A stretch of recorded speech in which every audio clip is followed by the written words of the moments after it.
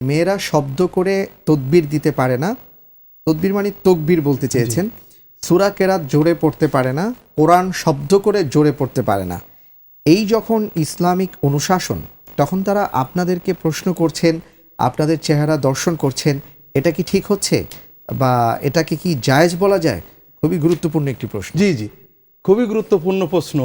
বিষয় হলো, আপনি মেয়েরা নামাজে জোরে কোরআন পড়তে পারে না, তাকবীর, এগুলো কোনোটাই ঠিক না। আল্লাহ মেয়েদেরকে, রাসূলুল্লাহ সাল্লাল্লাহু আলাইহি ওয়াসাল্লামের সময়েও রাসূলুল্লাহ সাল্লামকে মেয়েরা প্রশ্ন করতেন, কিন্তু নামাজের ভিতরে ভুল হলে রাসূলুল্লাহ সাল্লাম কি বলছেন, যে পুরুষেরা আল্লাহু আকবার বলবে, মেয়েরা হাতে তালি দেবে। এর দ্বারা কি আপনি অনুমান করেন যে মেয়েদের কথা বলা হারাম, মেয়েদের স্বর পুরুষের কানে যাওয়া হারাম? এগুলো অনেকটা মূর্খতা এবং অজ্ঞতার ফল।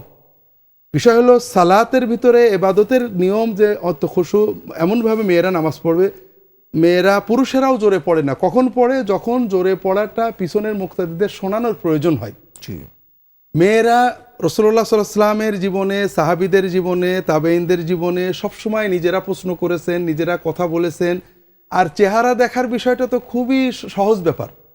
এটার জন্য হাদিস কোরআন যাওয়া লাগে না। আপনি বাজারের যে কোনো ফেকার বই কুদুরি কিনে দেখবেন, সেখানে লেখা আছে যে মেয়েরা পুরুষদের নাভি থেকে হাঁটু পর্যন্ত ছাড়া বাকি পুরো দেহ দেখতে পারবে। বিষয়টা হচ্ছে যে মেয়েরা যেগুলো প্রয়োজন সবই করবেন, জোরে কোরআন তেলাওয়াত তারা জোরে করবেন, স্বাভাবিক নিজেরা শুনে করবেন। অন্য কোরআন তেলাওয়াতের ভিতরে যখন মাধুর্য আসে, সুন্দর করে পড়তে হয়, অন্য বেগানা পুরুষদের সেটা শোনানো নিষ্প্রয়োজন, এই জন্য তারা এটা করবে না। এটা তাদের নিষিদ্ধ বা হারাম এরকম নয়। মেয়েরা কোরআন তেলাওয়াত করছে, তাজবিদ করছে, হেফজ হচ্ছে, জোরে পড়ছে না। হেফজখানে পরীক্ষা দিচ্ছে কী করে? হাফেজ সাহেব শুনছে কী করে?